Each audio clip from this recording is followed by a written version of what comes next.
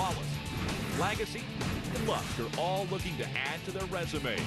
200 miles today will take courage, heart, and brain, because there's no place like Victory Lane.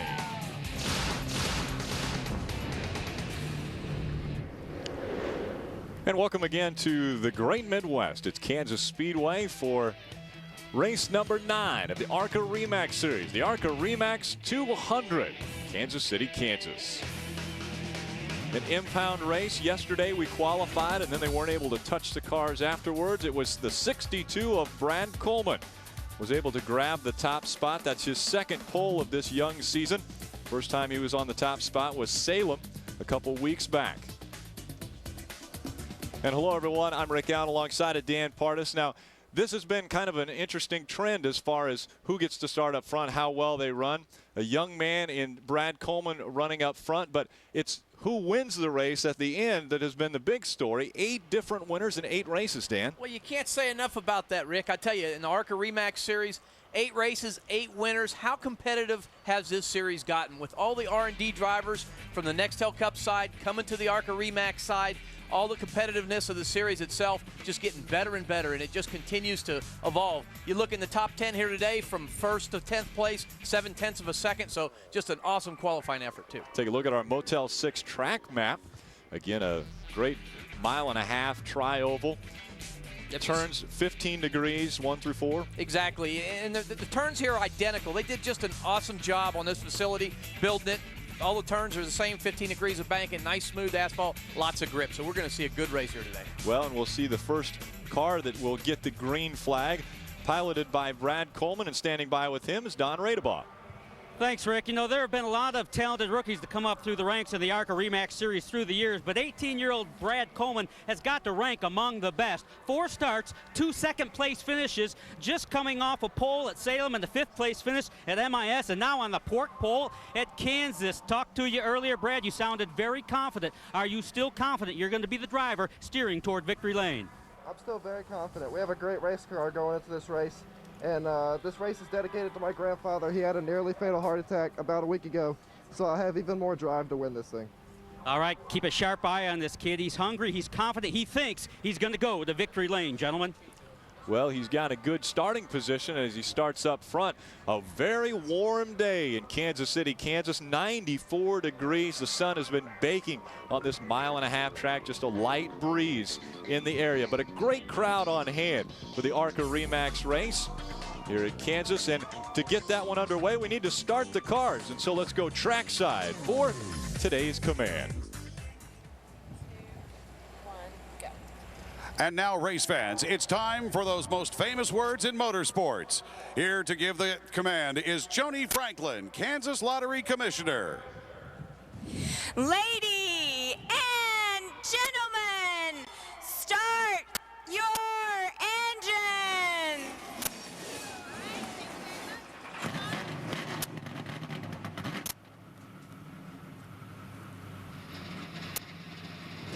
Engines are fired up. That command, you heard it, lady and gentlemen. Erin Crocker in the field doing double duty. She ran the truck race earlier, and now she hops into the ARCA car, and she will pilot that one around the track for 200 miles. Let's go down trackside to Lindsay Zarniak. Rick, if there is anything that Stephen Wallace is lacking, it certainly isn't confidence. He starts second here today. He's driving the same car that he won with in Kentucky. And Stephen told me yesterday, this machine is so good that I fully expect to win. He also expects to be very, very hot because temperatures inside these cars today will reach 120 plus degrees. I want to show you a difference in these ARCA cars that you won't see in Busch cars or Cup cars. ARCA cars do not have a right side window. That means air can circulate more freely through the front of the car and help keep these guys cool on a smoldering day on the track. Thank you, Lindsay. Again, another hot day for the ARCA REMAX Series as they visit Kansas. A family affair in the ARCA REMAX Series. Everyone has fun when you're running well. That's when you have fun. Money to be made at Kansas Speedway. We'll find out who gets the biggest check at the end of the day. We'll be back with more from Kansas.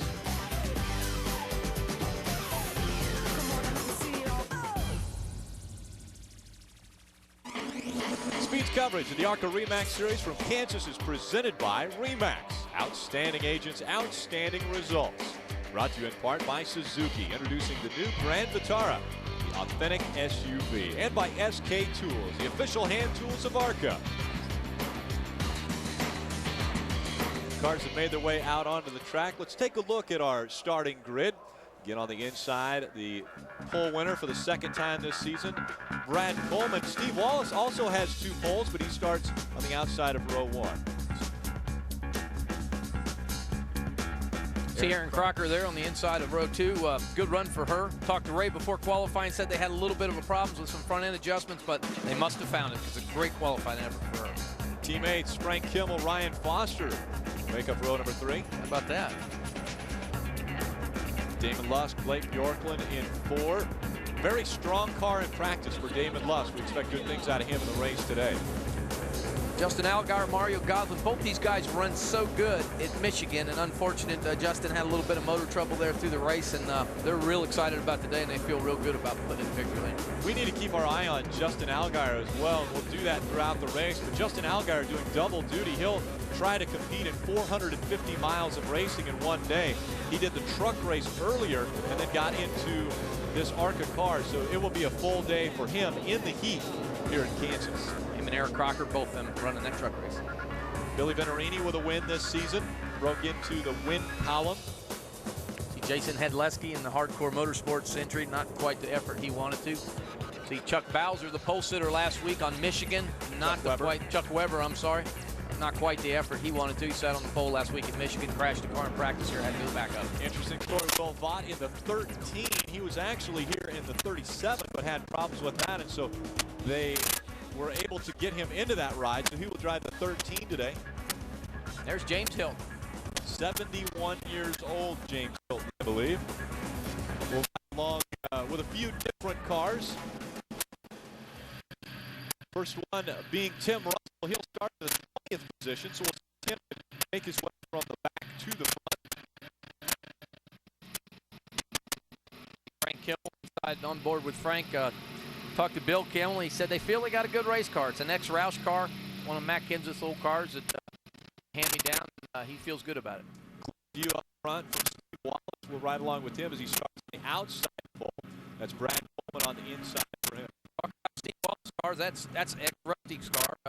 You know, when Rusty left, he took a couple cars with him. That's one of his favorite cars, so he got a good piece under him here today. An IRL race also being run here on the Kansas Speedway, and so that means that Rusty Wallace here, his father and car owner, will be here at the racetrack. So we don't know exactly where he will be at yet, but he'll probably be running around, but I'm sure his voice will be heard from his driver.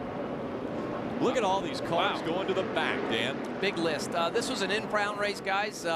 Unapproved adjustments. Anytime you have to make any type of adjustment on the car after qualifying, it's mandatory in the ARCA REMAX Series that you have to start in the back. So these guys, for one reason, one thing or another, they had to make some changes and go start at the back. That's 9 cars that have to go to the back. Remember, the field here today, only 40 cars in the field, and so 9 of the 40 had to go back to the back of the pack. Let's go back down to pit road and Lindsay Zarniak.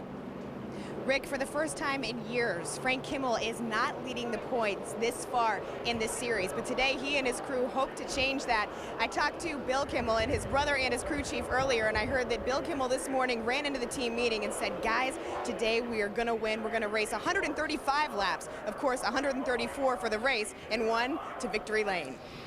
One thing about Frank Kimmel here at Kansas, he's never finished out of the top 5 in the last 5 races here. So he's very dominant here. He's got this track dialed in, and he feels real comfortable about this place. Very strong, and he has a win on this racetrack. Don Radebaugh.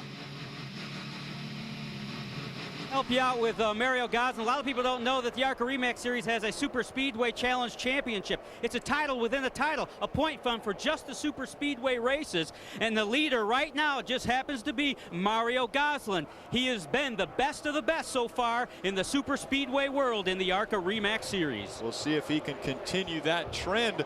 This is definitely a Super Speedway where speeds will reach upwards of 180, 185 miles an hour as they make their way into turn number 1. As they come out of 4, the green flag will fly, and we're underway with the ARCA REMAX 200. Still out there, Barry. Good start for Brad Coleman. But here comes Steve Wallace on his outside. Again, they were 1-2 on the start, and Wallace doesn't want to give up any position. They go side by side down the backstretch. Again, we talk about momentum like we talked about at Michigan. This track is a lot alike, Rick. You get on that outside. If you can get some good grip, there's a lot of rubber on the racetrack here right now. Get good grip on that outside. You carry that momentum just like Stephen Wallace done off turn 4. We see clean sailing out in front of Steve Wallace. That's actually a slow car that's in front of these two. They will be catching up to that lapped car here momentarily.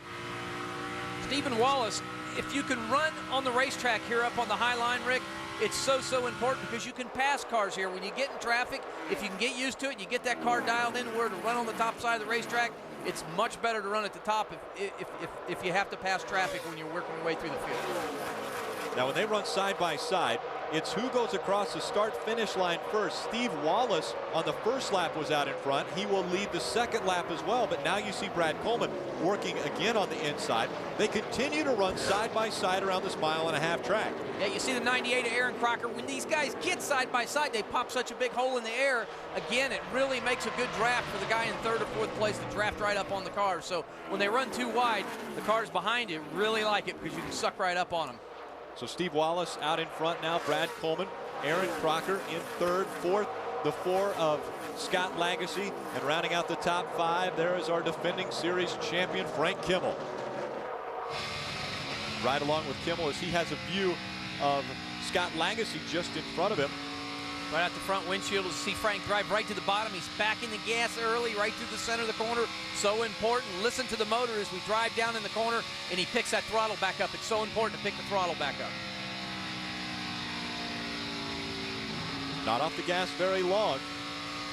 Nope, he's able to keep that car on the bottom of the racetrack. So important here. High-speed track, lots of aerodynamics, especially with a car in front of you guys. When you have a car in front of you like that, it really knocks the air out from in front of off the nose of the race car. Sometimes you do lose the nose of the race car. Aaron Crocker getting by Brad Coleman, taking over the 2nd spot. So now Aaron Crocker moving up, trying to improve on her best finish. Oh, and we got problems. Justin Allgaier. Josh Krug in the 74 also involved. I had mentioned the 16. We needed to keep our eye on him. He just got out of a truck. Also involved in this, we're hearing the 04 of Brent Sherman. So the first caution coming out on lap 5. Oh, not what, again, Justin Allgaier's had such a bad week at Michigan, had such a good race car there, and again at Pocono, and unfortunate for Justin this early in the race, get caught up in somebody else's melee. See the fuel coming out the right side exhaust there. That is fuel that's got dumped in there because the engine shuts off, and it just gets loaded up, and it'll burn off here in a minute. And that'll extinguish itself. Safety crews extending to Josh Krug. Take another look at what took place here. That's the 16 of Justin Allgaier on the inside. On the outside, Blake Bjorklund in the 32. Looks as though Allgaier gets a little bit loose, clips the 32. Yep, Justin just lost the nose of that race car. Just what we were talking about. Wow, you see Kirk come in that picture, had nowhere to go. Cars all over the racetrack. Ken Weaver. Wow. Ken Weaver had a lot of damage there. I saw the 6'2 of Dexter Bean involved in that one. See, Justin just loses the nose of the race car, gets into Blake, and just unfortunate this early in the race. See the 04 Brett Sherman just getting by on the outside there. Cars on the bottom of the racetrack. Wow. Mario Goslin also, it looked like, was involved in that in the 12. See a different perspective, and there's nowhere to go. Josh Krug and Brent Sherman were trying to find a line, could not. We ride along. Here's outside the windshield of the 9 car. You see the cars in front of you. As a driver, you're looking for holes right now. You're saying, where do I go? I got to stay in the gas. You have to get through this wreck as quick as possible because the guy behind you will run you over. So you have to pick a hole and go for it. So important. Josh Krug, he is the driver of the 74. He's out of the car, and he will make his way toward the ambulance. They'll take him to the infield care center, just make sure everything's okay. Tough break for Josh here today. Unfortunate 14th place qualifying effort, not how he wanted to end his day. Brent Sherman makes his way down pit road. Done. waiting on a crumpled Brent Sherman in the 05 Serta Mattress Ford. His career best finish was right here at Kansas Speedway. He finished second. He was also fifth here a few years back. I doubt he'll run in the top 5 today. The car is aerodynamically hurt bad on the right side. As you can see, they'll do their best to beat and bang and pull the fenders away. Give it some new Hoosier tires. Fill it with some Sunoco gas too, but she's hurt bad and aerodynamically not so good anymore, Pardis. I don't think it's going to stick like it once did. Now you're right, Don, but I'd rather have it on the left side of the race car, on the right side of the race car than the left, because the aerodynamics on the left are much more important. But they'll get that fender beat out and get a tire on it, and hopefully he can be back underway and still be competitive here today. They put the right front tire on, and they will send Brent Sherman back out onto the racetrack. Our first caution has come out in Kansas at lap 5. When we come back, see more great racing.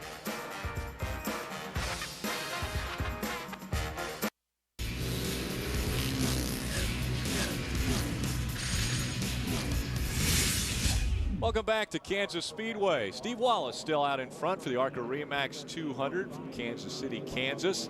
A warm summer afternoon as Steve Wallace leads the field, has led 11 of the 11 laps so far. Right behind him, Aaron Crocker and Brad Coleman. What's going on with those guys, Don? Well, Rick, Aaron Crocker called in on the radio and said she's tight in the middle of the corner, and she thinks it's because she needs her air pressure to build up, so she needs to build some heat in those tires. Ray Evernham came right back and said, perfect, that's exactly the kind of information we're looking for. Keep it coming. Same thing with the 62 of Brad Coleman. Tight in the middle of the corner, needs those air pressures to come up to build air pressure in that tire. You know, Brad Coleman wasn't the fastest in practice yesterday, but he was consistently the fastest over the long haul, 15, 20, 25 laps, and if we can get some long green flag runs, I think you're going to see the 62 car be a big player here this afternoon. Well, I tell you what, Dan, will we see some long runs? I mean, early on, this one, about 10 laps into it, actually 5 laps into it when the first caution came out. So are we going to see this as being a trend, or will we get some long runs? I think we will. My prediction is these guys are going to settle in. We're single file now. They've already seen an accident early on, and I'm sure their spotters are telling them, guys, calm down, get single file. You know, we got a long race to go here, so get back in line. And I predict that we're going to go green flag racing here in a few minutes. Through eight races, here's your point standings, and obviously it's a long season. There's 23 races. This is the 9th of those. Bobby Gerhart has held on to the top spot ever since the beginning when he won at Daytona. Frank Kimmel has moved his way up towards the top, but we're just not used to seeing someone on top of the point standings other than Frank. No, we're not. And, unfortunately, I was talking to Frank and Bill earlier. Even his wife was there, and I said, do you have the car that you brought to Pocono, and is that just the same car? And his wife said, absolutely not. We're getting rid of that car. That car's evil. We're not bringing it no more, because every time we bring it, something bad happens. And Frank said, that's not the case, but so he's just struggling a little bit. And again, you just got to ride your ups and downs in motorsports, and I think he's just on a down, but I think he's due to be climbing to the top again. Another guy that's on a down. He was the first out at Michigan because of an engine problem, and now out because of an accident. Justin Allgaier, he's actually with Lindsey Czarniak. Justin Allgaier was pulling double duty. He had just wrapped up running the truck race where he finished 21st, and then not even 5 laps into this ARCA race, you crashed. Are you okay, and what happened? Yeah, I'm fine. It's a tough day for the the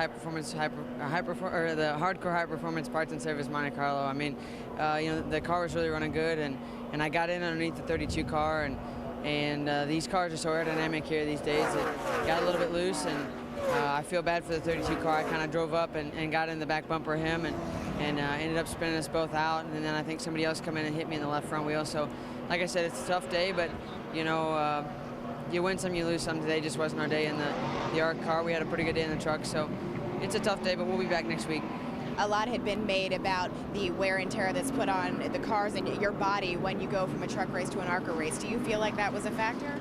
I don't think it was. No, I mean, I got a lot of fluids after the ARCA race, or after the truck race, and got cooled down and changed uniforms. So I don't think that was any other factor. Just like I said, got in there and got loose, and it's just hard once we were so close racing and we were still kind of together too wide, and got in there and got loose and running the back of them, and it kind of snowballed from there.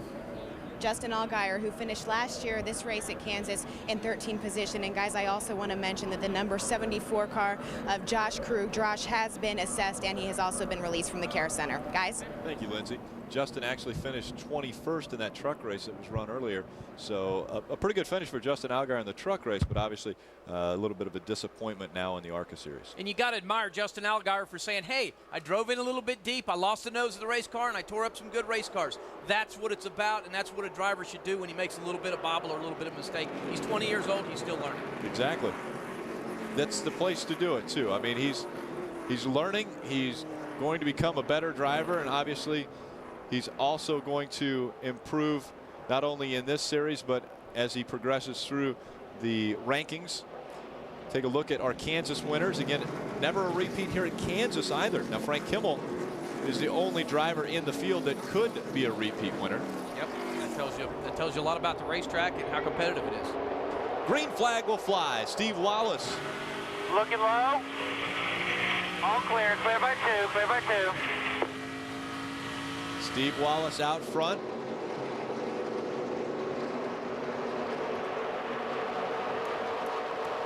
Damon Lusk dropping back just a bit. We see the 98 of Aaron Crocker holding on to that second spot. 62 drove underneath Aaron and got a good run on her, but Aaron be on that top side of the racetrack like we talked about, kept that momentum running and shot back towards the front. How about Ryan Foster in the 47 trying to get by his teammate? We're on board with Frank Kimmel looking out at Ryan Foster. Foster still just in front of Frank Kimmel as they cross the start-finish line, but now it looks as though Kimmel trying to run the preferred lower line, and Ryan Foster will duck in behind him. Ryan doing just an awesome job in that 47 car. It's a sister car out of the same racing facility that Frank Kimmel's is.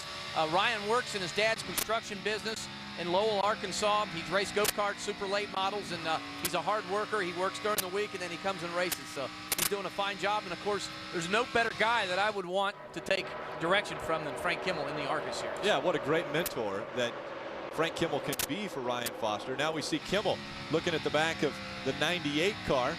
So Kimmel trying to get around Aaron Crocker to take over second. Kimmel's moved up to third. Steve Wallace has led every lap.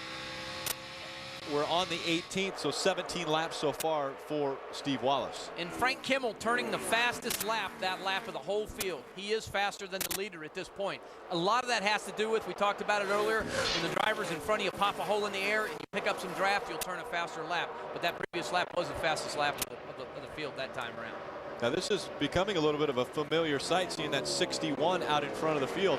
The last time the ARCA REMAX Series raced, we saw the 61 lap the field, Dan. Yeah, we did. I tell you, really good race cars. Again, under the direction of Rusty Wallace, you can't ask for better people to be around. You know, successful people breed successful drivers and successful teams, and that's exactly what's happened here. So Steve Wallace puts some distance between himself and second Aaron Crocker, over a half a second. The difference between Wallace and Crocker. Kimmel, Foster, and Scott Lagasse round out our top 5 from Kansas. Can we have 9 different winners to start the season? We'll find out. They continue side by side around Kansas. Monday night on Speed, go inside Nextel Cup. You've seen the racing action through the fence. Now see what it looked like through the windshield. Dave Despain welcomes the brightest stars in NASCAR as he breaks down all the weekend's racing action. Inside Nextel Cup Monday, 8 Eastern, 10 Pacific on Speed. Damon Lusk, Mario Gosselin. That right there is a battle for 7th position as Damon Lusk holds 7th. Gosselin in 8th. Just in front of them, that's the 62 of Brad Coleman. There's a battle for 4th place. Mario Gosselin drives to the bottom side. Damon Lusk, he likes the top side, but he just can't get, he doesn't like driving in the corner there. And again, it has a lot to do with the handle of the race car, and it's just, it's tough. But he would like to have that car run up on the top side so he can carry that momentum. Coleman still holding on to the 6th position as Mario Gosselin trying to reel him in now. We see Ryan Foster and the 4 of Scott Lagasse. Those two battling it out for 4th. Foster has 4th. Lagasse trying to take it away, and very close there as Ryan Foster cut down a little bit in front of Lagasse. What's going on with him, Lindsey? Legacy is feeling extremely loose. I know that that is the way that he told me they knew the car was going to be. They're expecting it to get tighter, obviously, as the race rolls on and as temperature cools off. And on that note, Legacy said he actually loves it when he's driving in a really hot race because he's from Florida. He feels like he's very used to these conditions, and he actually thinks it gives him a benefit over the other drivers. Guys? Benefit? It's 130 degrees in that car. Oh, we got problems. Ryan Howard around on the 59 car, the Williams Brothers lumber car, Mark Gibson stable. He must be wearing some sort of cool suit if Scott Legacy thinks it's a benefit for it to be that hot. Well, man, being from Florida, you know, it's 100 every day there, so it does make it a little easier. Don, what's going on pit road? It's not all that good for Dexter Bean. You know, he's had mostly DNFs this year. He's only finished 3 races. They've been fast everywhere, but just can't shake the troubles. The motor's off. They can't get it running. They switch ignition boxes, doesn't work, and they're going to push it behind the wall. They have no idea why. They may have broke the motor. They're not sure, but they know it's not running. They don't know why. Unfortunate 11th qualifier effort for Dexter Bean. Good race car and just some mechanical problems under the hood. Possibly broke a rocker or something. At practice, Dan, he had problems with his transmission. They had to change the transmission on that car. So really, the problems just continue. This was the reason why our second caution came out. The 59 of Ryan Howard got spun around as we take another look. It looks like Ryan gets in the corner, appears all by himself. You see the roof flap up on that car. Does a really good job of keeping the car under control and getting it stopped. Just gets it stopped right before it touches the wall, and he'll put some tires on that car and hopefully get back underway. Tim Russell gives us another view as we ride along with him. Just in front of him, look at all the smoke that Tim Russell has to look at. He goes down to the inside and is able to avoid that. Ryan Howard 9th in points right now, just having a fair season. And guys, Ryan's first year in the series, so he's had a little bit of problems this year. Again, Ryan Howard bringing out our most recent caution. We've had 2 cautions, this one coming out on lap 26. So Ryan Howard currently being shown. The 59 is in the 20th position. Good qualifying effort again for Ryan, 18th place qualifying effort. So he's back in the race, and hopefully he'll be back underway. Now with 26 laps in the book, Steve Wallace will lead the field potentially down pit road, but obviously he decides he's going to stay out. Aaron Crocker in the 98 that was just behind him, she decided to come down pit road, as well as the 11. Yep, Aaron's obviously complaining a little bit about the car being a little bit loose, so she's probably coming in to make an adjustment. Ray Everham on the toolbox there on pit row, and we've got 1 to go, so it's going to go green immediately, so they've got to get back underway quick. Don? On pit road, the 98 car, she's still a little tight. She doesn't want wholesale changes to the car. They are going to make a track bar adjustment, though, but it's just not enough green flag laps to really tell what the car is doing yet. So she doesn't want a lot of changes on the car. What she does want is new rubber, which she'll get on the right and left side, and tire and fuel, and that track bar adjustment. Go ahead, you clear 1 lane. Clear 1 lane, car on the outside, outside 42. How about that pit work, too, right there, Dan? Because the front tire changer, they were having troubles with the jack. The front tire changer had already taken the lug nuts off and saw that there was trouble with the jack. He reaches over and tries to help lift the car up, and then they're able to get the tires changed and back out onto the track. That's good teamwork right there. Well, it is, and I believe they had the NASCAR Craftsman Truck Series pit crew there on pit road changing tires for Aaron. So they had these guys, they've been in a race earlier today, so they're already tuned up, and it's a great operation, as we know. Our points leader, the 5, Bobby Gerhart, was in the pits. 25 car of Billy Venturini, unfortunately behind the wall. Kind of a tough day. Attrition quite rapid here today. Taking its toll. Frank Kimmel takes over the 2nd spot. Kimmel stayed out on the racetrack. Aaron Crocker came in for service. So it's Steve Wallace, Frank Kimmel, Ryan Foster, your top 3. 4th is Scott Legacy, and rounding out the top 5, the 62 of Brad Coleman.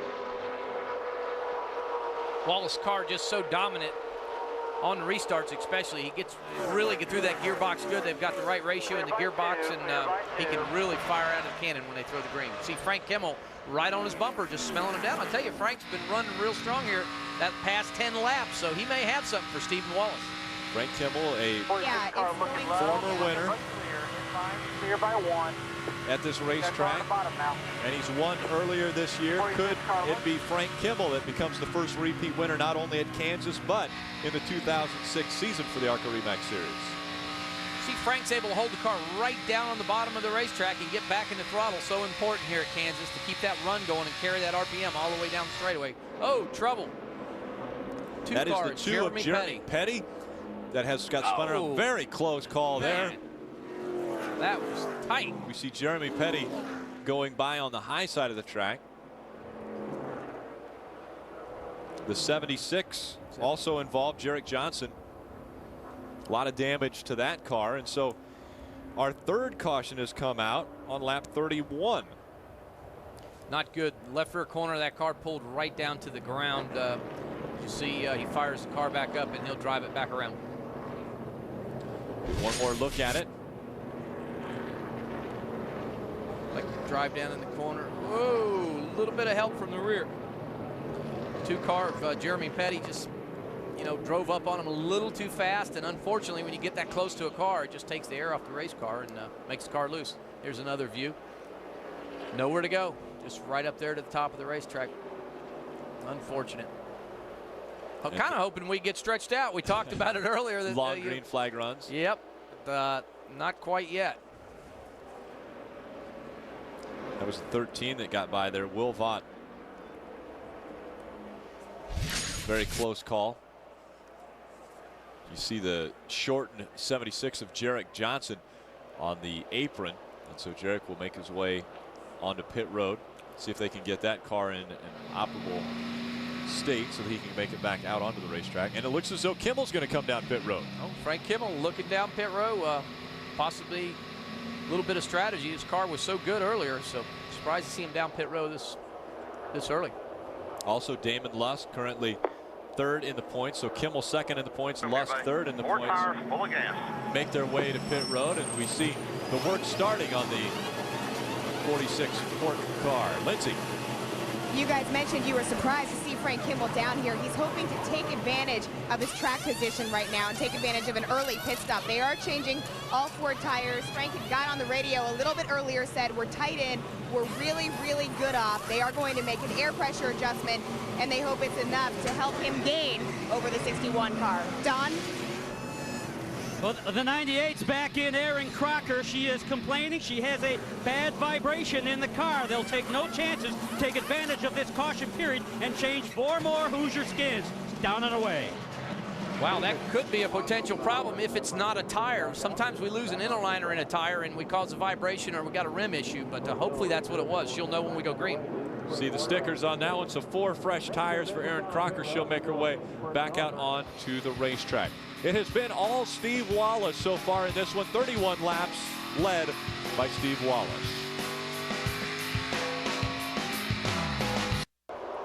Welcome back to the ARCA REMAX 200 from Kansas City, Kansas. Steve Wallace in front of Brad Coleman.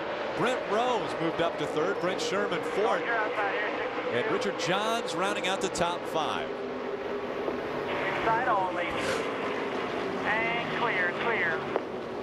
On that restart, we've seen Steve Wallace make his way past any of the slower cars on the inside. Hasn't had any problem with them on restarts to this point. Now we're hearing that there might be a problem with maybe either ignition or the charging system or maybe a battery. Don, have you figured that out with the 61 of Steve Wallace? Well, Rick, what they figured out is they think they may have a battery going bad. The car is showing some very, very low voltage. So at their next opportunity, they plan to come down pit road, hopefully under caution, and change the battery, which is right in front of the left rear tire. And they'll, of course, change tires while they're at it, too. But they possibly think they have a battery going bad. They are very concerned down here. Is that a gauge situation where Steve's sitting there watching his gauges and he sees that it's dropping down? Or how do you know that it's the battery? Oh, Kimmel gets back at Scott Lagacy Jr. There's car. Got back out of the throttle. That could have been big. Oh, other problems. The 42 getting spun around. That's Phil McGilton. Wow, that's twice for him. He was involved earlier in that accident. Got back through it, fortunately unscathed, and he's back underway. We're not seeing too many long green flag runs. You see a lot of damage to that 20. That happened a lot earlier in this race. That was on lap 5 when Ken Weaver had problems. Ken currently 5th in the point standings and trying to have a run that will keep him somewhat near the top of the points. But boy, that car really not looking good right now. Oh, he's got a problem with his left front as well. It looks like he did some damage there. Lindsay, what's going on pit road? Talk about a rough day for Ken Weaver. You guys have probably seen this. They brought him down to pit road about 4 times now already because he got caught up in that incident involving Justin Allgaier, and they just made a mess of the front of this car. They've been doing everything they could, but his crew chief, Jeff McClure, was saying they are just so down in the dumps because they feel like they've had so much bad luck. And you'll remember last year here on his second lap of qualifying, he wrecked his car, ended up finishing poorly, and then this time around, the second lap of qualifying yesterday, he almost did the same thing. Luckily, he saved his car, but now this, and his crew continues to work. An awful day to be Ken Weaver. You can see there's also, they're working on the right side right now, but the left front is flat. Now, the reason for this most recent caution, this is our 4th caution of the day. We see that's the 42 getting spun around. That is Philip McGilton. He spins around, the caution flag comes out, and then we see the 20 later limping in after we see Philip McGilton go by. Yep, Philip, there's a 20, just got back a 24. Everybody kind of brake checked, and that's basically what happened to the 42 car. Philip, they just got piled up. There's that of the front windshield of Frank Kimmel's car. Scott Lagasse pulls down to the bottom, says, "Oh, you're down there. I'm so sorry." Frank let off the throttle, let him straighten the car back up. Damon Lusk pulls down to the inside. Them 3 guys are all right, but that's years and years of experience there. Yeah, those guys come away unscathed. Here comes Steve Wallace down on pit road. Again, this is his first run down pit road. He's been out and stayed out 3,800. this entire race up to this point. We've completed 39 laps. When he crosses the start-finish line, it'll be the 40th lap of racing completed. And he makes his way down to pit road. Again, they talked about the potential of a battery problem. Let's go down to his pit and Don Radebaugh. 2, 1. Wheel straight, foot on the brake. Just talked to the crew chief, Steve Darn, and they're not concerned enough at this point that they are not going to change the battery. They'll just do tires right side and left side and make all their adjustments. For now, with air pressure, the car was a little tight. Lindsay. Frank Kimmel doesn't exactly want to hear this. He thinks he has a tire rub, so they brought it into the pit so that they could check. It would be in the right front tire. They're going to take advantage right now and give him a little bit of gas. Frank Kimmel just stalled on pit road, guys. Well, it has been a tough year for Frank Kimmel, and we documented the point situation. Frank Kimmel trailing Bobby Gerhart by 120 points. A guy so dominant, has won 7 championships in this series, and he's had some bad luck this year. He really has, and it gets so frustrating, but as a driver, and Frank and Bill Kimmel both know not to get discouraged, not to get too frustrated, because when you get frustrated, it just snowballs. Your team snowballs, and you have to keep your head up. That's exactly what they're doing. Frank's got a little bit of fender damage to the right front of that car where he got in with Scott Lagasse Jr. there, but they were able to get the fender pulled back out. How about this news that I'm just hearing from the ARCA Remax officials? The 61 of Steve Wallace, too fast exiting pit road. Actually, he crossed the blend line before he was supposed to. So they are going to make him go to the back of the longest line. Oh, he's not going to like that. He's not going to like that at all. Seems like we go back green. We'll just have to see how that pans out. Brent Rowe and the number 90 out in front of this field. Brent Sherman in the 04 in second. Now Sherman goes to the high side, tries to make the pass. Brett Rowe, a champion in the ARCA Remax, the ARCA Series, truck division. He's a truck champion there, has had some good runs here in the past few weeks. He's done an outstanding job. He works in his dad's mattress company in West Virginia, Imperial Bedding. They both run that business together, and it's his first time here, so he's having a great run here. That's why you see Serta on the 04 there. And we talked about Steve Wallace not waiting on the blend line, and we'll take a look at why. What it is he starts to go out onto the track, and he was supposed to stay on that little access road. You're exactly right. That white line, you have to stay on the bottom till you get to the bottom, the exit of turn 2, and he blended up too early. So we'll just have to see what ARCA have to say about this. So a little bit of a penalty there for Steve Wallace. He's been pretty dominant to start this race. We'll see if he can work his way back up toward the front. It's Brent Rowe leading at Kansas Speedway. Wednesday night on Speed. Don't miss Pink's Pride, Passion, and Titles. They're all on the line in the ultimate head-to-head quarter-mile matchups. The rules are simple. You lose the race, you lose your ride. Pink's Wednesday night, 9 Eastern, 8 Pacific on Speed. Our fifth caution of the day has come out. Ryan Foster involved with that. The number 47. It's a battle for second. Ryan Foster on the inside. Just got down in the corner and just lost the nose of the race car, something that we see here a lot, and just got back up right up into Brett Rowe there. Unfortunate for him, he was running so good too. So he drives down on the bottom, loses the nose, and gets back side of Brett Rowe, gets out of the gas as a good driver should, and not take Brett Rowe. You see Ryan Howard down on the bottom of the racetrack right now. Everybody able to get by. Could have been big. Could have been very big because, again, I'd mentioned Brett Rowe was running second, Ryan Foster third, and Foster just went up into Brett Rowe. Could have taken second and third completely out of the race. But now it is Ryan Howard that leads the field back to the green flag. It flies. Moving up through the middle, the 6 of Dexter. Inside. Dexter Bean a couple laps down. It's 4 cars. Scott Lagacy Jr. there powers to the inside of him. Scott's been running real well here today, and you know, he's really got some good power underneath the hood out of the Eddie Sharp stable. There's Mario Goslin, drives down the bottom just past Ryan Howard down in the corner, and he's nailed to the bottom of the racetrack. Mario Goslin taking over the top spot. Mario driving an ex-Robert Yates car with a Richard Childress Racing body. Shop motor that they built. Him and some friends got together and built that motor. Mario owns and operates a racing car facility down in Florida and works on race cars all the time. And actually, I got to give credit. It is actually Scott Lagacy that is out in front, but Mario Goslin all over him trying to take away the lead. That's Steve Wallace trying to make the pass.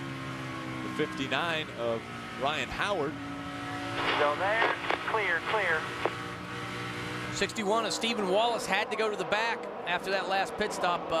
He didn't blend on the blend line, but he's charging back towards the front. Lagacy on the high side, Mario Goslin on the inside. This is for the top spot. Mario Goslin trying to get by Lagacy. There's been 5 different leaders in this race so far. Steve Wallace, Brett Rowe, Ryan Howard, Scott Lagacy, and Richard Johns. Brad Coleman started on the pole, but problems. Oh, Ryan Foster into the wall now. And that will bring out our 6th caution. Ryan Foster involved with the 5th and 6th cautions of the day. So problems with that 47. Guys, looks like the same thing. Let's get that other set of scopes up, please. Coming off of that car as well. You see it on the access road. Yeah, and he's bent the track bar on that car. It looks like it was dog legging, so I'm not sure the fix will be quite as easy. What happened was that first time he lost some rear spoiler, lost some air on that spoiler, and he's probably just driving a loose race car. Not something you want to be driving around this racetrack at 190 mile an hour on corner entry. So yeah, awfully quick, awfully difficult, and if you don't have a well-handling car, that would not make for a comfortable ride. Let's take another look at how our 6th caution of the day has come out at Kansas Speedway.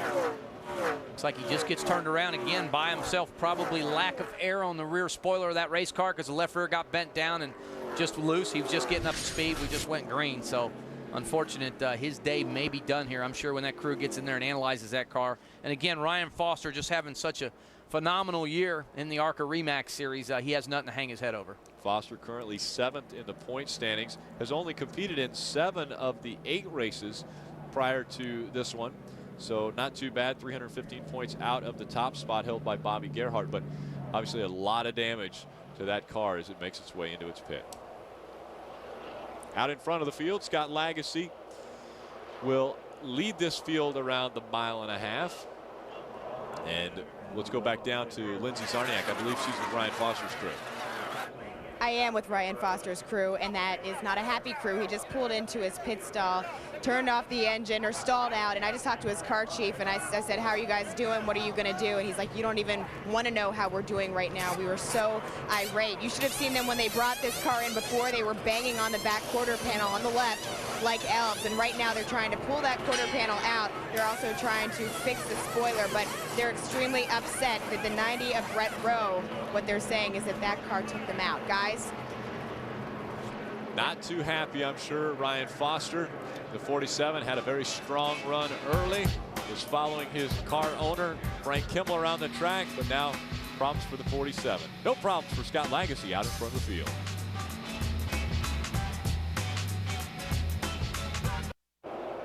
Welcome back to Kansas City, Kansas, and the Kansas Speedway for the ARCA RE/MAX 200 about to get restarted after our 6th caution of the day has come out. It's Scott Lagasse leading Mario Goslin, Aaron Crocker, Steve Wallace, and Ryan Howard to the green flag. Green, green.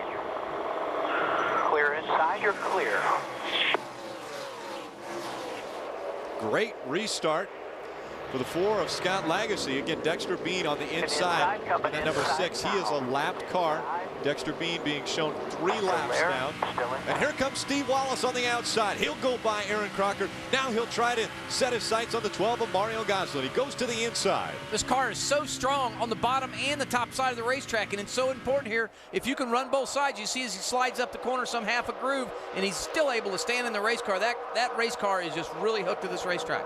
Very, very strong performance for Rusty Wallace Incorporated 2 weeks ago in Michigan. A dominant performance by the 61 car, and now Steve Wallace gets back into the seat and currently running 2nd. He's led the most laps around this track so far at 39 laps led. Problems with Aaron Crocker in the number 98. She spins around. Doesn't look like any contact. Unfortunate. She was in 3rd position at the time. Not sure. She got a left front flat. Don't know if she got some help to flatten that tire, but we might be able to get a replay, take a look at that. But so unfortunate for Aaron. She was again right up there in the lead pack.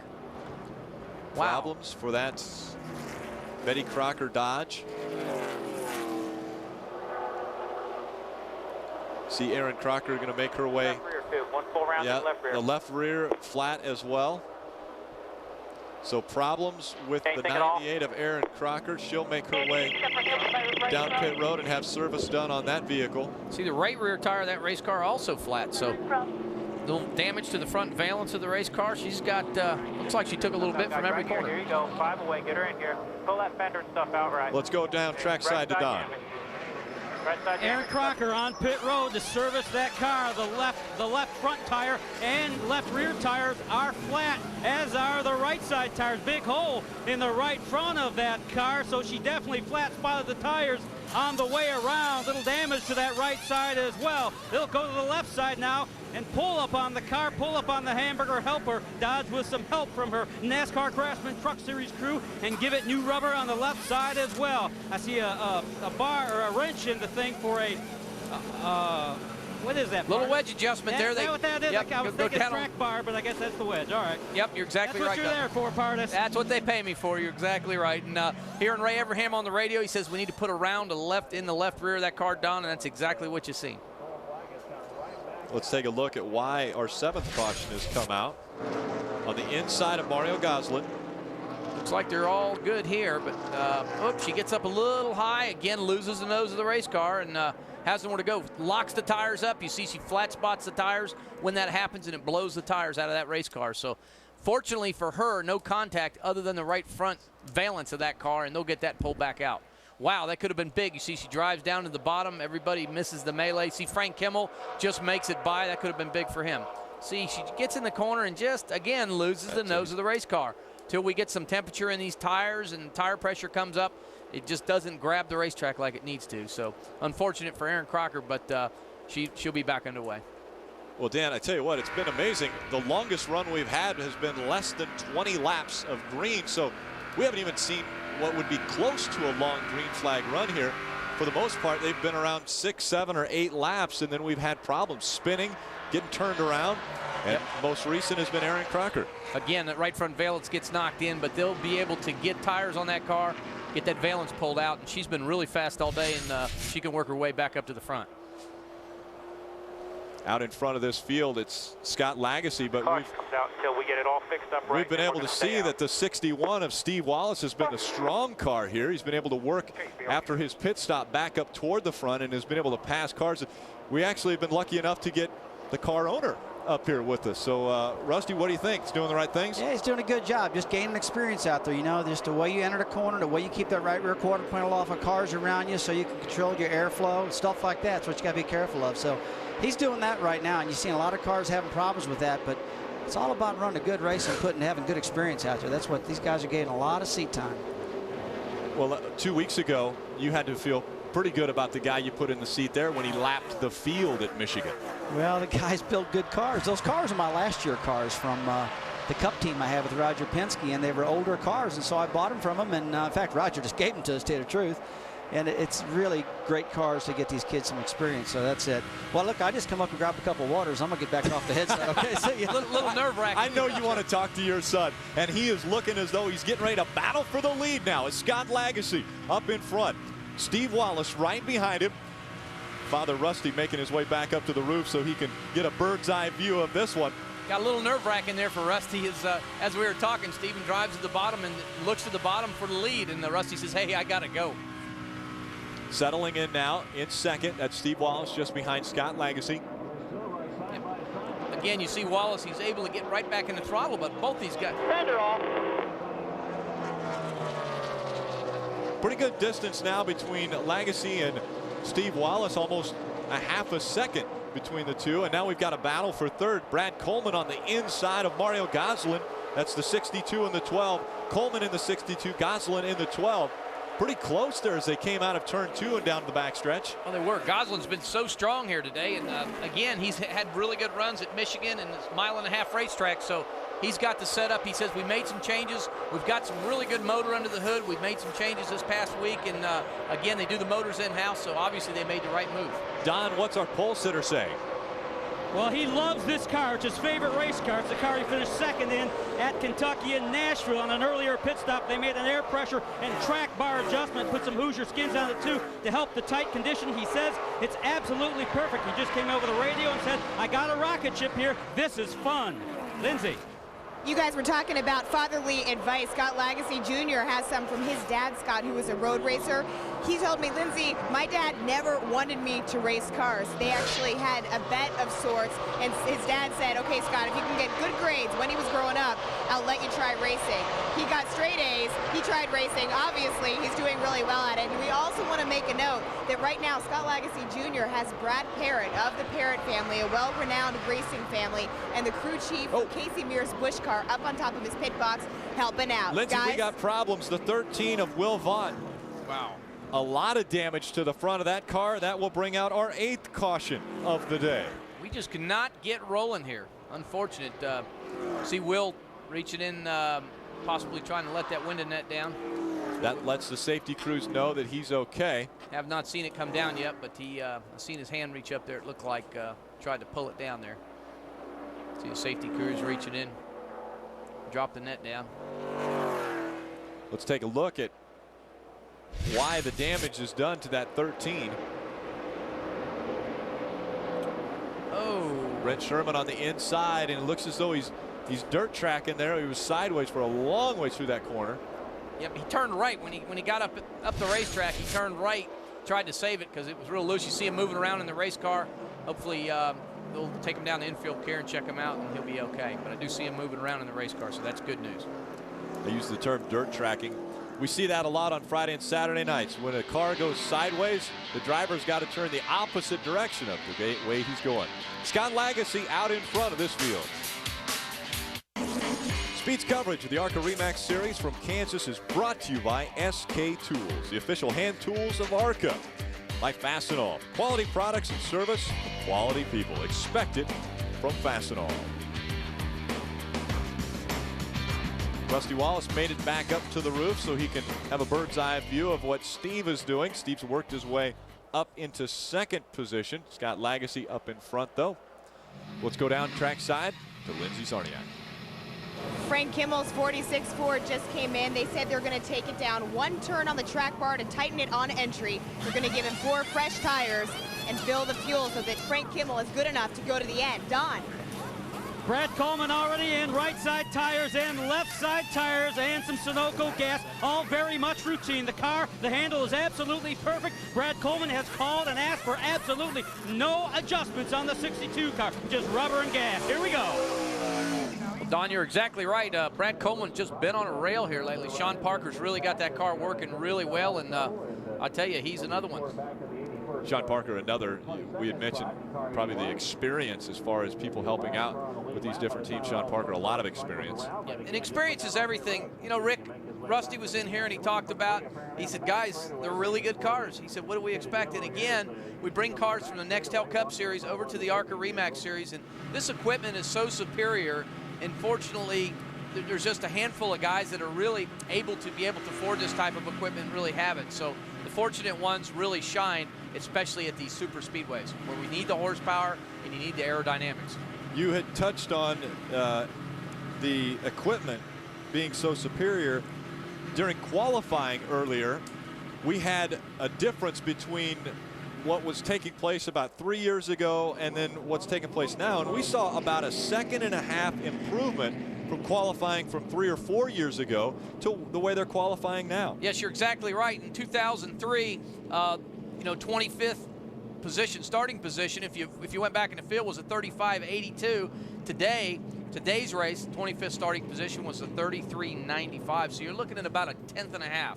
A 1.5 seconds, I'm sorry. And that's big. That just shows you how much better these cars have gotten, and they've figured out the air on these cars, and the horsepower has definitely accelerated through the years. Well, when they improve the cars to make them faster, they also want to make sure that they're safer. Let's go down to Lindsay Czarniak with our Hardcore Motorsports Safety Initiative. Well, at least I can say that everybody down here on pit road has a great sense of humor. I'm in the number 22 pit of Ryan Matthews, and one of his crew guys just walked over to me and said, it's so hot down here that our crew chief seemed to have melted, of course alluding to the shoes under the pants. But to give you an idea of how hot it is down here, we've got the classic perometer that right now reads almost, it's fluctuating, up to 113 is the highest.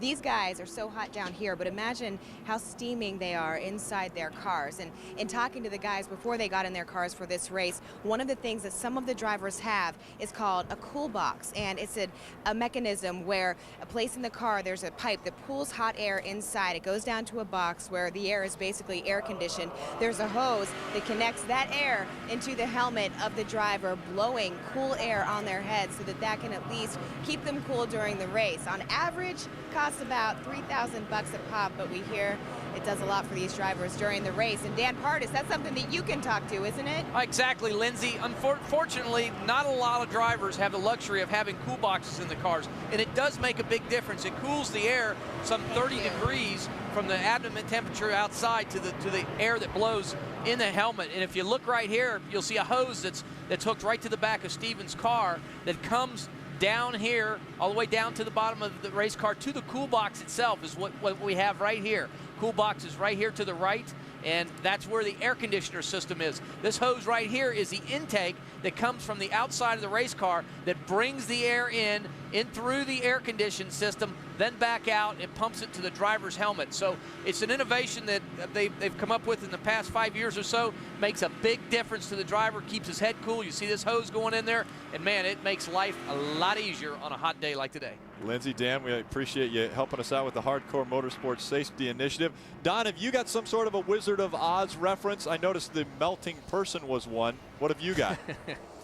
I can't get that fancy with you, but I might be able to add a little spice to the program with all these cautions. We know the 62 car just came down pit road. They are done. They don't have to pit again. The 61 car, now they've got to come down pit road one more time for fuel at least, and probably some tires too. So while the 62 is good to go, the 61 is not. By the way, that battery problem, they think it wasn't a battery problem at all. They think it was just a gauge problem, which is much better than a battery problem. Great restart for Scott Lagasse as he jumps out. You see Dexter Bean in the 6, again a lap car, but Damon Lusk able to shoot by Steve Wallace. It looks as though Wallace had some problems on the restart. Yes, he did. He got bubbled up there. Fortunately, either missed a gear or just couldn't get in gear right. And, man, 3 or 4 cars just shot by him. You see Brett Sherman on the outside there, drag racing down the back straightaway. I'm sure Stephen Wallace is not real happy right now. Somebody's got to give. 3 wide doesn't work through the corners around here. Dexter Bean's going to be a Dexter Bean sandwich here as they go by him. Split Dexter Bean right through the middle of the corner, and that has to be scary because the wind that buffs off these race cars, especially when you have one on the inside and outside, it could get quite hairy. Out in front, it is Scott Lagasse. He had a great restart. The 65 of Damon Lusk holding on to second. Let's take a listen to that restart and what happened with Steve Wallace.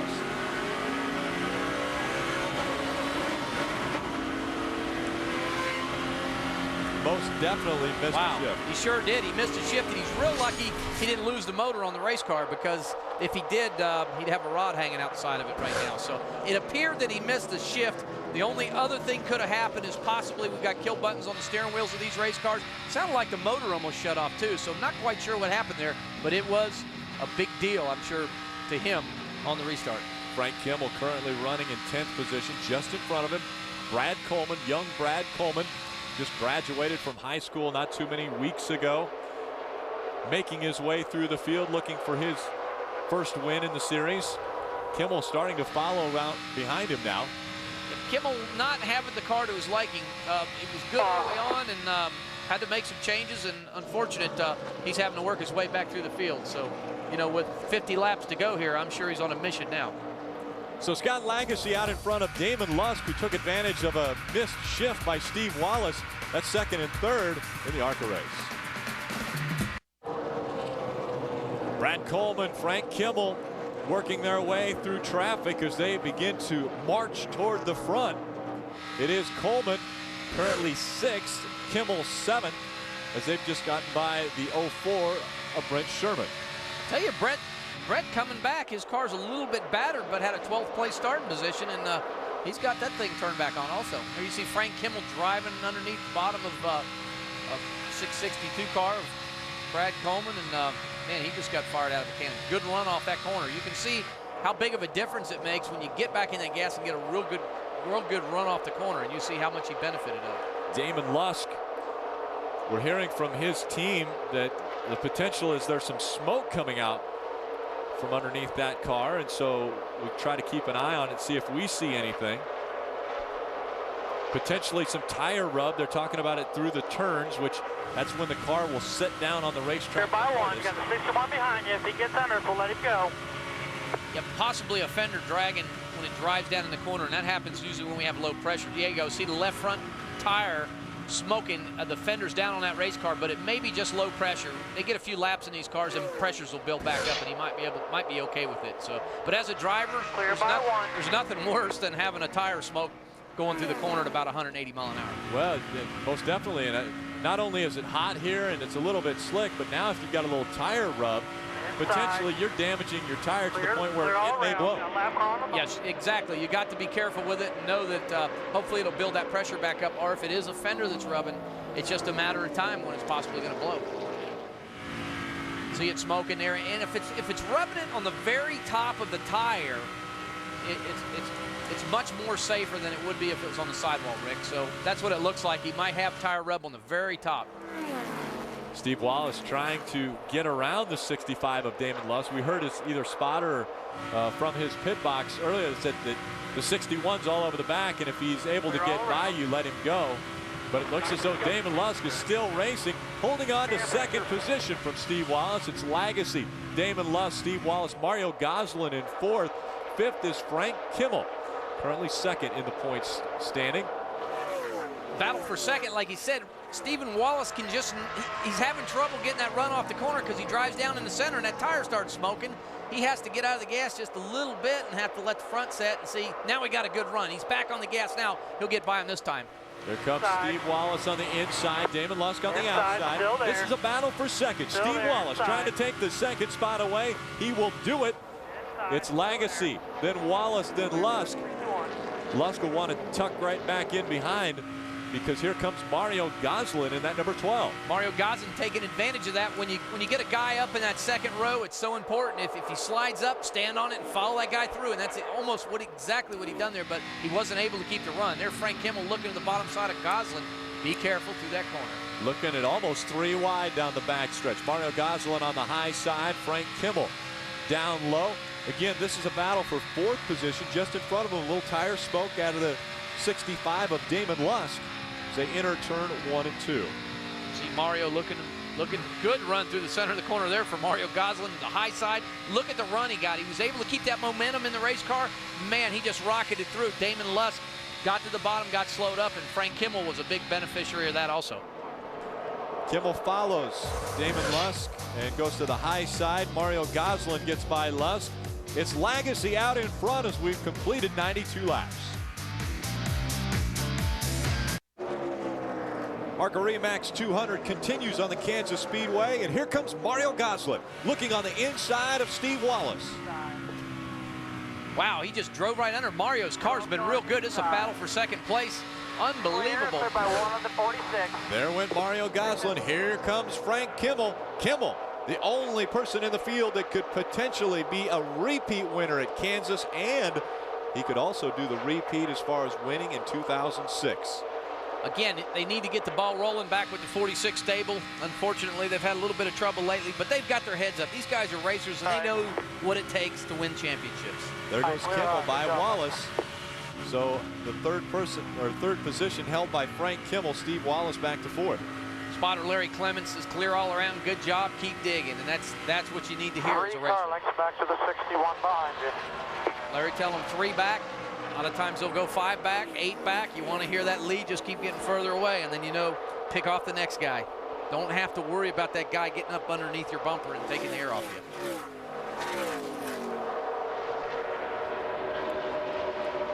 David Lusk has dropped back. We talked about how he restarted and had such a great restart, moved up to second on the missed shift by Steve Wallace, but a little bit of tire rub and some smoke coming out of there, and so now Damon Lusk has fallen off the pace a little bit. And we're seeing, it looks like the 4 of Scott Lagasse is going to come in for a pit stop. He makes his way to the access road. We would not expect this at all. Not at all. It seems like he is coming in definitely early. And so here comes Scott Lagasse, the leader of this race. Mario Goslin takes over the top spot as Lagasse makes his way down pit road.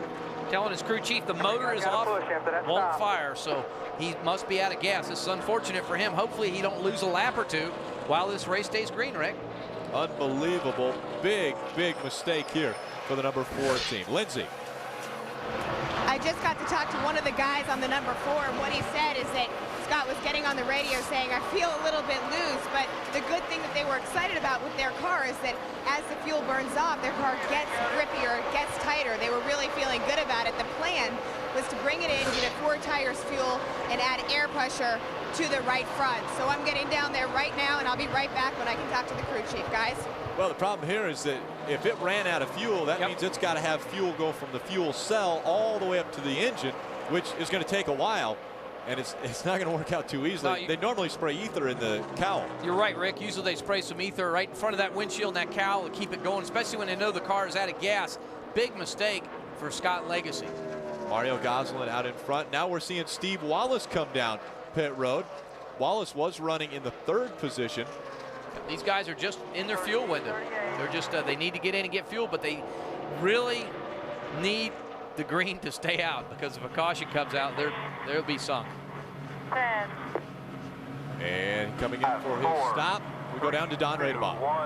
Well, the 4, wow, Steve Wallace skids to a stop and goes past the white line. The official makes him back the car up. The 4 car isn't the only thirsty car here at Kansas Speedway, along with all the hot people under these very hot conditions. But the 61 car of Steve Wallace needs gas too. They'll get fresh Hoosier tires as well, but hopefully they can stay on the lead lap. Good pit stop. They're down and away. 4 car, meanwhile, they're stalled on pit road. Wow, 4 car Scott Lagasse is pretty much done for the day. He's still stalled on pit road, Rick, and unfortunate for him, you know, that Stephen Wallace got in and they were able to recover over that mishap by skidding past the line. That was real important, and they got back underway. Mario Goslin out in front, and a lot of people may be asking, how come they're running out of fuel? Well, the last time we stopped was on lap 77, and I'm sure that people thought we were going to see another caution in the meantime. We haven't had one.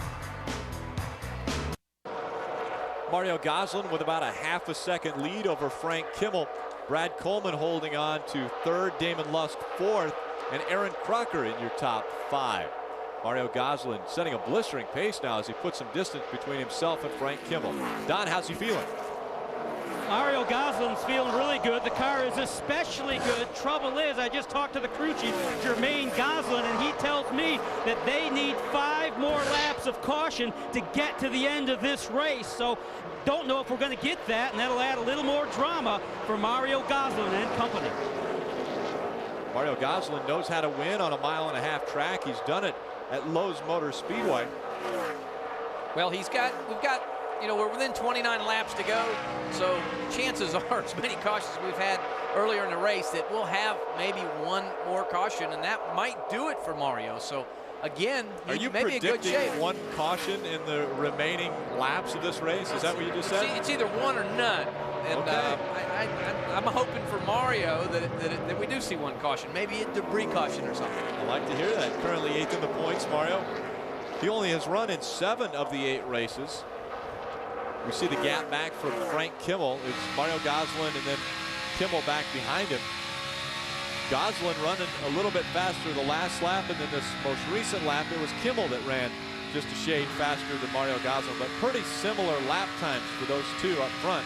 And then it's 2 seconds back to Brad Coleman. So these two have separated themselves from 3rd. 4th, Damon Lusk, Aaron Crocker in 5th. Then it's Brett Rowe, Brent Sherman, Chuck Weber, Tim Russell, and Jason Edleski. That's your top 10. Yeah, you see a slow car on the bottom of the racetrack. Possibly, if he does not limp all the way around, that could be a caution, a reason for the caution to come out. Aaron Crocker running in the 5th position. She had some right front damage to that car earlier from the spin, and she's recovered quite well. They've got the valance pulled out of that race, out of the right front of that car, and seems to be working real well. Her lap times show that she's pretty consistent with the leader. So again, a caution would bunch all these guys right back up, guys and girls. Lindsey Zarniak, did you find out what was going on with Scott Lagasse? I did. Bad day for Scott Lagasse after he was leading and doing so well. He suffered a broken transmission, and it appears Scott Lagasse Jr.'s day is done, guys. Tough day for Scott. We see the 65 of Damon Lusk coming in. Damon has been up front in this race. Yep, Damon 3rd in points, ex-Ganassi car, Penske Motors, Construction Corp, Dodge, new sponsor on that car. Running in the top 5 here today, so hopefully these pits will cycle through and he'll work his way back up in the top 5. Damon Lusk drops back now to 14th position. There's only 11 cars on the lead lap, and the 11th position is held by Bobby Gerhart, our points leader. Mario Gosselin out in front.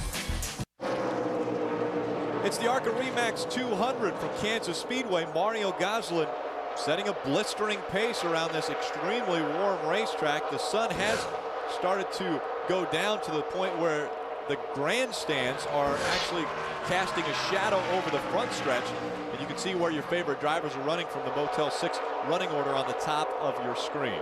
It does, and when we get shade on a racetrack, we pick up more grip. So as a race car driver, we usually like shade, especially if we need more grip, which 90% of all drivers do. Most of the time, unless your car is really tight or something, it makes the car tighter, but most of the time it makes the car drive overall better. So when the sun goes down, we get about half shaded racetrack like we're seeing here. We do get more grip. That is Mario Gosselin coming up on the 5 of Bobby Gerhart. Now if Gosselin is able to get by Gerhart, that will put our points leader a lap down. About to lap the points leader. Wow, Bobby currently in 10th position here. Bobby's got a new sponsor on that car. Dry Wash Racing, new sponsor on that car, and he hopes to keep it through the remainder of the season. You know, Bobby had talked to his brother Bill, and he just says, "Man, we're just so excited. We've really not, worked as hard as we should to be leading this championship. We could have done some other testing, but we just don't have the funds right now to do that. Everything has just been falling in place. And consistency is what wins championships, and that's exactly what Bobby Gerhart has done. He's been consistent week in and week out. Consistency will also win races, and that's what Mario Gosselin is doing right now. He's trying to crack off consistent laps, but as he gets in with this slower lap traffic, that is allowing Frank Kimmel to close the gap, and Damon Lusk still problems on that 65. Wow, Damon on the bottom of the racetrack. Very tough day for Damon Lusk. Was running solid at the beginning of this race. Possibly out of gas in a 65 car. Nope, he's got it fired back up and underway. There's a 47 car, Ryan Foster. A lot of damage to that car. Damon back underway, not sure what happened there. Possibly ran out of gas. When you get to the flat of the racetrack, the fuel cell sometimes will pick up fuel and you can get it started back up if it's a fuel issue. I don't think it was a fuel issue though, because he was just in a few laps ago, and so I think he's got fuel. He must have some other problems that caused him to slow on the backstretch, and they will take a look at that 65 as he made his way into his pit stall. Frank Kimmel trying to close the gap on Mario Gosselin, though, as we have under 20 laps of racing to go. Frank's car just really hooked to the racetrack. Again, his lap times, he's not quite as fast as Mario, though. Frank's last lap was a 34.71, and Mario's lap was a 34.28. So looks like Mario's got about 3 or 4 tenths on him, and if he continues that way, there's really no way that he'll catch Mario. Gosselin, Kimmel, Coleman have separated themselves from 4th place Aaron Crocker by 15 seconds at Kansas Speedway.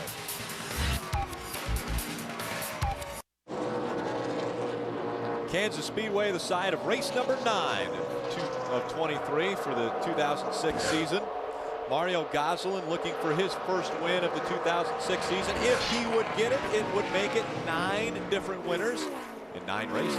How about that? 9 different winners in 9 races. How competitive is the ARCA REMAX Series gotten? I tell you, to have that many winners in the first 9 races, that's pretty cool. Well, and it can actually be dated back as we watch Steve Wallace make a hard move to the inside, trying to get by the 98 of Aaron Crocker. But we can date it back to last year. Actually, it has been 11 races over the past 11 different winners over the past 11 races that have been different. Yes, it has.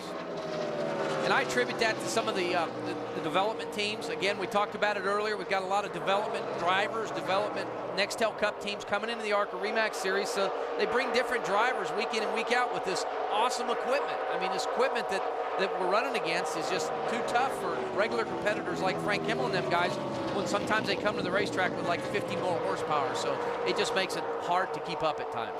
Mario Gosselin, 2 wins in this ARCA REMAX Series. Brett Rowe currently in 5th position. Very solid run for Brett. Brett doing an awesome job here today. Ex-Eel River car. Just doing what he needs to do to finish. Looking for a career best. His career best coming into this race was 8th earlier this year at Winchester. And so Brett Rowe with a very strong run, currently running in the 5th position. If he ends up there, that is his career best.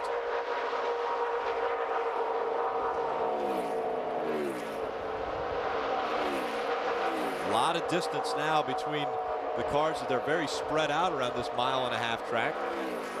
And that's really exactly what we needed. We needed these cars to fan out a little bit to kind of keep everybody away from each other so we can keep some good green flag racing. That's exactly what we've got with 14 laps to go. But I tell you, Frank Kimmel in the past few laps, Rick, he is actually faster than Mario Gosselin. He is, in that last lap there, he ran a 34.15, and Mario ran a 34.28 that drive before here, so he is stepped on it. The question is, can Kimmel reel him in? He's got just over a, well, almost 2-second lead Mario Gosselin has on Frank Kimmel. Do we have enough time? I mean, is he chipping away at that lead enough with just 13 laps of racing to go? No, I don't know. That's a good question. I believe the separation is about 2 seconds between the 2 cars, so it's a good possibility. You know, Mario Gosselin gets in some lap traffic. You see Mario in the front of the screen. Here comes Frank Kimmel just by, so Mario gets into some lap traffic like we've seen earlier, and it could bog him down. Right behind them, we see the 24. Oh, problems with the 79. That's Mike Cook going around. The caution will come out. That will tighten the field up. We only have 5 cars on the lead lap. Wow. See the flaps up on the front of that cow, flaps down, and he's back underway. 10th caution of the day has come out. Mario Gosselin will have a sprint to the finish. Kimmel right behind him.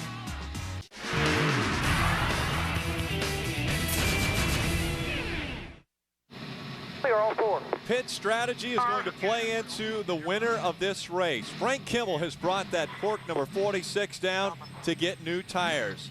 There are only 5 on the lead lap, and so when he restarts, he will have the freshest tires and be able to march right to the front. Lindsay. You see Frank Kimmel down on pit road. They just changed right side tires, going around now to change his left sides. He was talking to people earlier saying, I feel really, really good about this. It's exactly where Kimmel wants to be because he knows he's got the machine to get there. You just heard him stall out, but he just picked it up and he's gone. Also in on pit road, the 98, Don. Same strategy here. Why not? Only 5 or 6 cars on the lead lap. Give it some gas and some new fresh skins and go. Crocker follows Kimmel off pit road. I'll tell you guys, that's a good move. Great New tires. As a driver, there's no more confidence than when you put 4 skins on that race car. You have no more confidence driving. I mean, you just cannot do anything more to the race car to make it any better. 5 cars on the lead lap. Everybody's got to start single file. Lead lap cars at the outside. So these guys, they went from third, or second or third back to fifth. So they really have not lost much. Great move. Frank Kimmel and Aaron Crocker. Pit strategy coming into play. Mario Goslin, Brad Coleman, Kimmel, Crocker, and Brett Rowe. The 5 cars that are on the lead lap. We'll find out if the new tires will play into the potential of a repeat winner at Kansas or our first repeat winner in 2006. Tuesday on Speed, check out Superbike. Step into the world of high-revving, tire-shredding, wheel-standing sport bikes. Both Rossi Morreale and Jason Britton take you inside and on the road like you've never been before. Superbikes, Tuesday night, 9 Eastern, only on Speed. Here they come to the restart. They cross the start-finish line on lap. We are on lap 127. Mario Goslin dove down pit road. Leader down on pit road. He must have run out of fuel, guys. Unbelievable. Don, what's going on? Mario Goslin's in. The car's running. I can't say he ran out of fuel, but they sure believe he needs some to get to the end. They'll give it one more splash and go. Wow, tough break for Mario Goslin. 5 cars on the lead lap, so he'll finish 5th here today at Kansas. If all stays the same, man. A sitting duck. Brad Coleman out in front of fresh tires and Frank Kimmel. It's Frank Kimmel. It will be Brad Coleman, and right behind them, Aaron Crocker. Lindsay, how's Frank feeling right now? Oh man, Frank Kimmel's great, and his crew is even better. They all just jumped up and started screaming and cheering all over the place. Frank Kimmel, who is now in the lead on his last stop, took 4 stickers and a splash of fuel. And I want to add that this team is really battling a challenge because their tire specialist had to fly this morning to Atlanta because his kids were in a car accident on their way to vacation. They are okay, but they're in a hospital right now. So this team is down a man. They're working together. And right now, guys, they are so pumped up. Guys? Well, I'll tell you one guy who's very dejected right now, and that is Mario Goslin, that number 12. Oh, wow. He's trying to get that car back under power. It probably ran out of fuel, and they're trying to get it going again. Unfortunate for Mario Goslin. But Frank Kimmel, such a up and down year for him. If he wins this race, he'll be so excited. And as a driver and as a crew chief, to get that momentum going again, to get that ball rolling, to come here at Kansas with a victory, that would do exactly that. Crossing the start-finish line, 5 laps of racing to go. Frank Kimmel out in front of Brad Coleman and Aaron Crocker. See, brother Bill Kimmel on the box there, just keeping his fingers crossed. Hope Frank hits his line every line. Frank's running some 0.5 of a second faster than Brad Coleman, so he's hooked up. Here comes Aaron Crocker trying to get by that 62 of Brad Coleman. Takes the high side. Again, Crocker with the fresh tires. Yep, these cars have been going back and forth all day, but the 98 car, Aaron, has got fresh tires. And again, that's just what a driver wants to feel. Brad is just a sitting duck. 4 laps of racing to go. Kimmel in front of Aaron Crocker. The separation between those two, 1.5 seconds. Wow, Frank has just got to be so excited this late in the race. This race just went up and down. A lot of cautions, greens, cautions. Bounce back and forth to come back out here and just throw tires on there with 6 laps to go. That's got to be storybook. Aaron Crocker has moved into second. Her best finish in the ARCA REMAX Series is second. It was at Kentucky a year ago where she finished second at a 1.5-mile track. Looking to do it again at this racetrack. I'm sure she would rather be looking for the win, but as we have just 3 laps of racing to go, there is too large of a gap to try to reel in a hard charging Frank Kimmel. You hear Ray Everham calling her numbers on the radio. He said 45 to 55, meaning Frank Kimmel's running a 33.45, Aaron Crocker running a 33.55, 1/10 of a second slower than our leader Frank Kimmel at this point. Crocker now running a little bit higher line as Kimmel crosses the start-finish line. 2 laps of racing to go. See Bill Kimmel there again on the box saying hallelujah. Keep this car on the bottom, hit your lines every time. Again, Frank Kimmel looks at the big picture. Again, he's here to win championships, and he's done that in the future. He knows what it takes, so he's waded his way through this race today, so he's doing everything just right. Kimmel now working his way through 3 and 4. This time coming out of 4, the white flag will be shown. 1.5 miles, 1 lap to go for the number 46 of Frank Kimmel. Frank has got to be so excited again to get the momentum rolling, get that ball rolling again. Feels so nice as a team, as a driver. He can leave this racetrack here today and head out of here to Kentucky next week and say, man, we're back in the groove again, guys. We're back and we're winning races. 4 years ago, Frank Kimmel sat on the pole at this racetrack, was able to win from the pole. No one has repeated at Kansas. No one has been a repeat winner in 2006 until today. Frank Kimmel will come across the start-finish line and win the ARCA REMAX 200. Guys, get down. Oh, guys, real good. Finally, nice job. There's no place like victory lane for Frank Kimmel in Kansas. Again, this feels so good as a team, and to have so much trouble in such an up-and-down year, just tremendous victory. Look at Aaron Crocker, second place. Again, they put tires on that car. Just ahead of Brad Coleman. Yep, just right ahead of Brad Coleman. Again, we talked earlier, but they did the right thing. Again, Ray Everham talking to her, and they did exactly what they do. Good job, Bill. Brother Bill Kimmel is winning his 6th consecutive Engine Mechanic of the Year award, and he just happens to be our SK crew chief of the race winner. So Bill Kimmel, congratulations. Go meet him out there. Here the crew letting him know, go meet him out there at the start-finish line. Frank Kimmel back into victory lane the 2nd time in 2006. His first win of the season came at Winchester earlier, and now he is going to celebrate win number 2 of 2006 and his 66th career win coming from Kansas. We'll be back to celebrate victory lane right after this. Speed's coverage of the ARCA REMAX Series for Kansas is presented by REMAX. Outstanding agents, outstanding results. Brought to you in part by Motel 6. We'll leave the light on for you.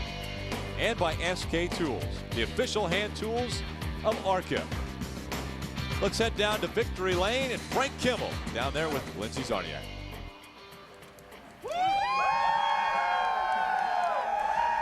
Frank Kimmel finds victory lane for the first time since Winchester. Frank Kimmel, welcome back to victory lane. Why does this mean so much to you right now? It's victory lane in Kansas. What do you think? What a hard-fought race. Great for the Ford Fusion and all the guys. They worked their butt off. We pitted, I think, more than anybody, and got roughed up a little bit, got pushed around, but Joe Ryan horsepower come through and had a bunch of pork people up in the stands pulling us along. Woo! Frank Kimmel becomes the first repeat winner here in the ARCA REMAX Series this season. Don? Woo! All right. Aaron Crocker is now the only female driver in ARCA REMAX Series history to have 2 second-place finishes. Very nice job today, Aaron. Wrinkled fender and all. Tell me about it. Yeah, it's been a long day. We had our best finish ever in the truck race and another second here today, so real happy. A little incident there, but we were able to come back. Just very thankful for General Mills, Hamburger Helper, Cheerios, Betty Crocker Truck, the whole team, Evernham Motorsports, the engine shop, the body shop. Everyone's really behind me, and I thank them very much for that. It was just a really good day, double duty, and have 2 successful finishes. Can't complain. No complaints here. A very solid performance from Wilbraham, Massachusetts, Aaron Crocker. 450 miles today for Aaron Crocker. She was a racing fool out there. Frank Kimmel, Aaron Crocker, both having career bests. Obviously, Frank Kimmel, 66 wins. Brett Rowe, another one with a Great career job. best. Super for him. Stephen Wallace got a lap down there, unfortunately. He had to feel covered, but just unfortunate for him. Look at Bobby Gerhardt finished 6th. Didn't lose too much points on Frank Kimmel. I'm sure that's what he'd like to see. Continue on. We see a lot of cars out. A lot of cars few laps down. It was a race of attrition as far as if you could stay out there.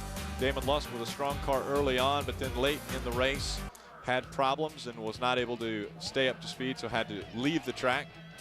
Take a look at our point standings. Just 90 points now separate Bobby Gerhardt and Frank Kimmel. So Kimmel chipping away at that points lead. But as you mentioned, Bobby Gerhart, not so bad. He was a lap down, but still finishes in 6th. No, you're exactly right, and that's what he wanted to see. Although he couldn't win the race, he was lapped down, but he only had 3 positions on him. So that Bobby achieved his mission here today at Kansas.